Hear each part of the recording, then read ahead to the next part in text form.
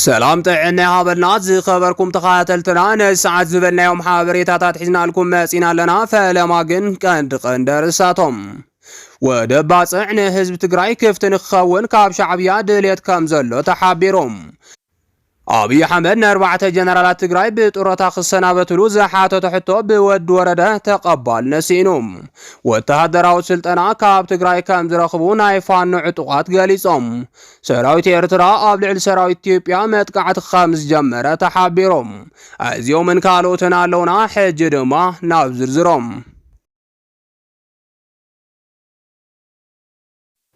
ودبا صعن حزب تግራይ ክፍት ንኽኸውን ካብ ሻዕብያ ድልየት ከም ዘሎ ተሓቢሮም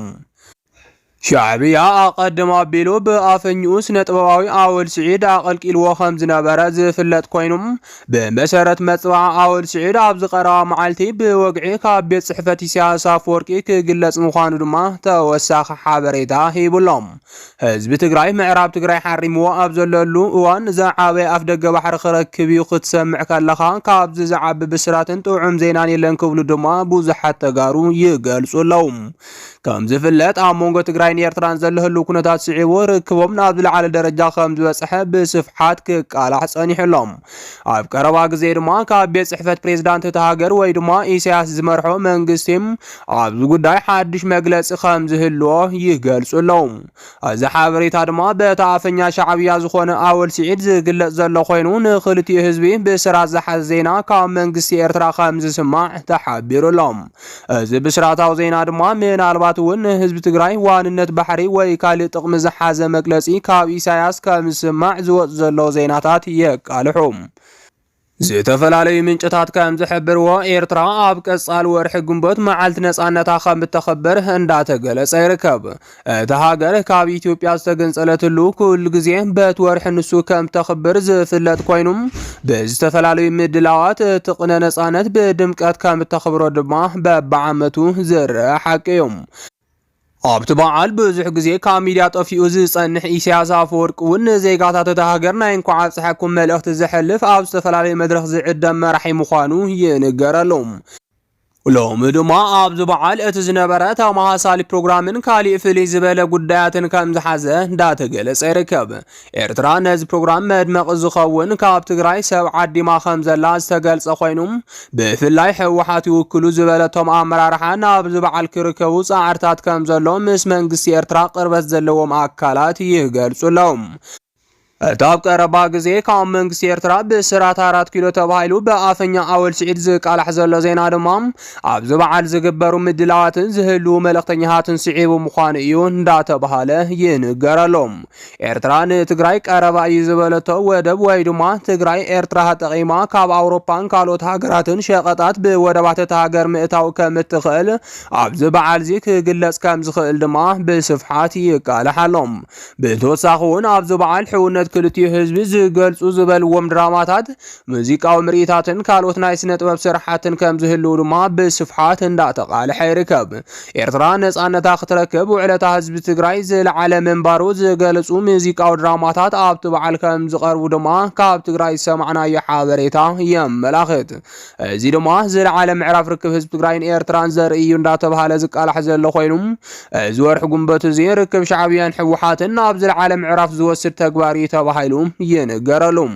ዛጊ ድማ ካብ ሕወሓት እውን ሰብ ተላኢኹ ናብቲ መዓልቲ ነጻነት ኤርትራ ዝኽበረሉ ፕሮግራም ከም ዝኸዱ እንዳተሓበረ ይርከብ እዚ ዕላዊ ዝኾነ ርክብ ምናልባት እውን ኣብ ኢትዮጵያ ሱዳን ትግራይን ኤርትራን ናይ ኣሰላልፋ ሓይሊ ለውጢ ንክህሉ ዝገብር እዩ ተባሂሉ ይንገረሉ ኣብ ዝቕፅል ፖለቲካ ቀርኒ ኣፍሪካ ድማ እቲ ዝለዓለ ኣጀንዳ ዝኾነ ዛዕባ ከም ዝኾነ ዝተነገረሉ ኮይኑም ብወገን ኣብይ ኣሕመድ ድማ ኣብ ልዕሊ ሕወሓት ስጉምቲ ንምውሳድ ምንቅስቓስ ክጅምር ከም ዝኽእል ተሰጊኡሎም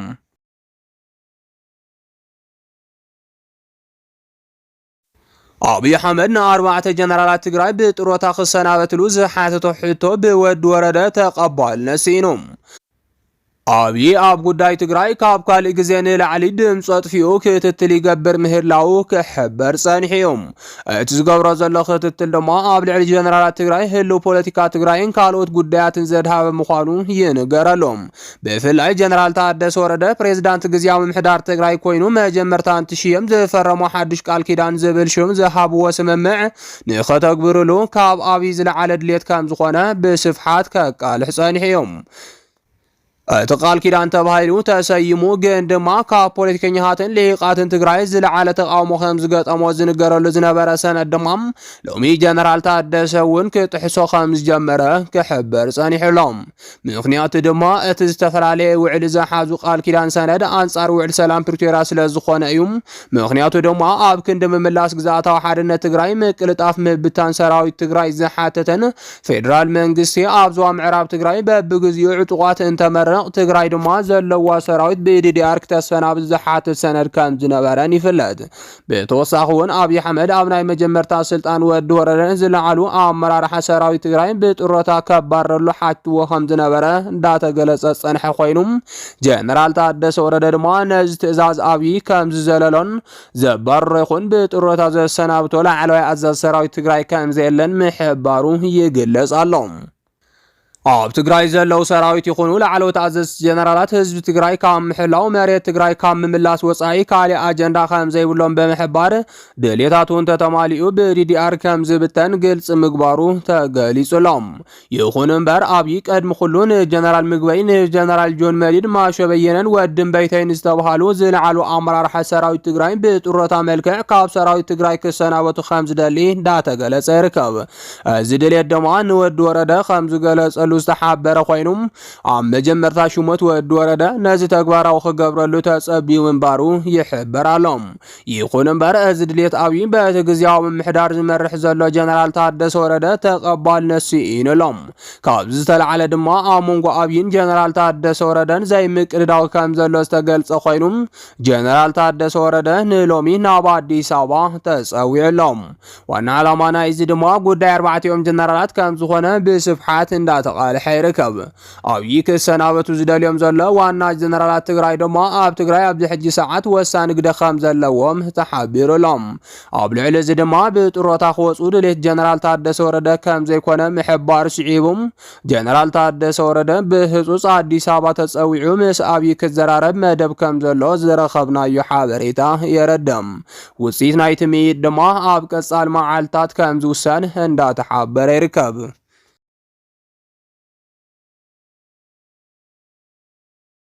ናይ ፋኖ ዕጡቃት ካብ ትግራይ ወተሃደራዊ ስልጠና ከም ዝረኽቡ ገሊጾም ብናይ ኤርትራ ኮሎኔላት እንዳሰልጠኑ ኣብ ልዕሊ ትግራይ ጀኖሳይዳዊ ኩናት ክፍጽሙ ዝጸንሑ ዕጡቃት ፋኖ ሎሚ ድማ ምስ ትግራይ ሓቢሮም ናይ ምስራሕ ምንቅስቓስ ከም ዝጀመሩ ተገሊጹሎም ከም ዝፍለጥ እዞም ዕጡቃት ምስ ፌደራል መንግስቲ ዘካይድዎ ዘለው ውግእ ኣዝዩ ኣብ ከቢድ ደረጃ ምህላው ክሕበር ጸኒሑ እዩ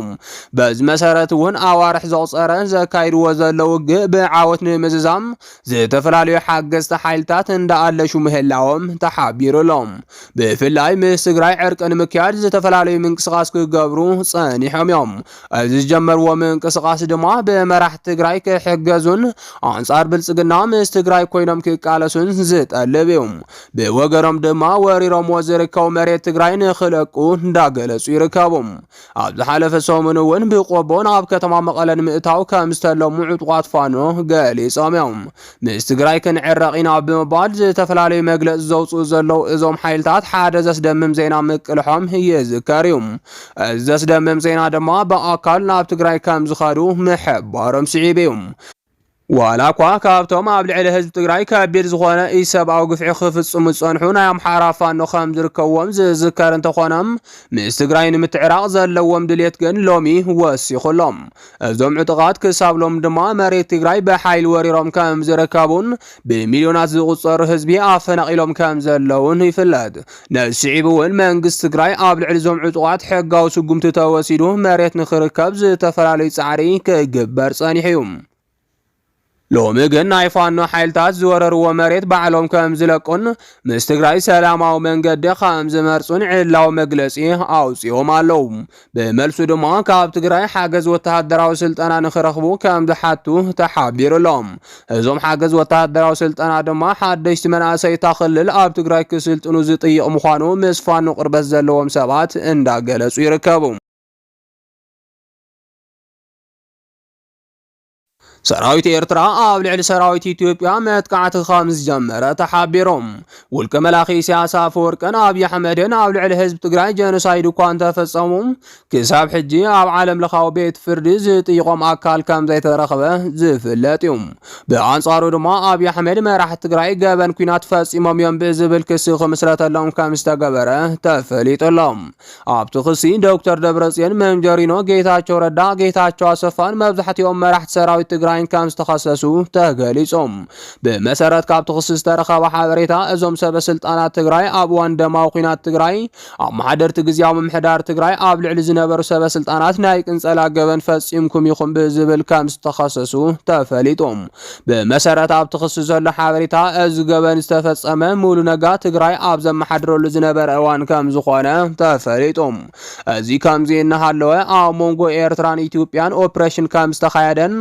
ሓለፍቲ እውን ኣብ ትሕቲ ቁጽር ከም ዝወዓሉን ተሓቢሮም። ካብ ፍልፍላትና ዝተረኸበ ሓበሬታ ከም ዝገልጾ እግረኛን ሜካናይዝድ ሓይልን ኢትዮጵያ ብግንባር ቡሬ ናብ ዓሰብ ተጸጊዑ ከም ዘሎ ክጽብጸብ ጸኒሑ እዮም። ነዚ ስዒቡ ድማ ውልቀ መላኺ ኢሳያስ አፈወርቂ ኣለዋ ንዝበለን ክፍለ ጦራት ብግንባር ቡሬ ድፋዕ ሒዘን ክጽበያ እኳ እንተጸንሐም ሕጂ ግን ንዳህሰሳ ዝወፀ ሓይልታት ሰራዊት ኢትዮጵያ ዓፊነን ብምውሳድ ኣብ ልዕሊ ሰራዊት ብልጽግና ናይ መጀመርያ ወተሃደራዊ ስጉምቲ ከም ዝወሰደ ዝረኸብናዮ ሓበሬታ የረድም። ብጀነራል ሓሊባይ እትምራሕ ክፍለ ጦር ኤርትራ ካብ ሃገራዊ ድሕንነት ኤርትራ ብዝረኸበቶ ምስጢራዊ ሓበሬታ ተጠቒሞም ንዳህሰሳ ዝተዋፈረ ሓይልታት ሰራዊት ኢትዮጵያ ኣብ ትሕቲ ቁጽር ከም ዝወዓለን ተገሊጾም። ነስዒቡ ድማ ኣብይ ኣሕመድ ጀነራላቱ ኣኪቡ ኣብ ልዕሊ ኤርትራ ናይ ዓጸፋ ስጉምቲ ንኽውሰድ ትእዛዝ ከም ዘመሓላለፈ ተሓቢሮም።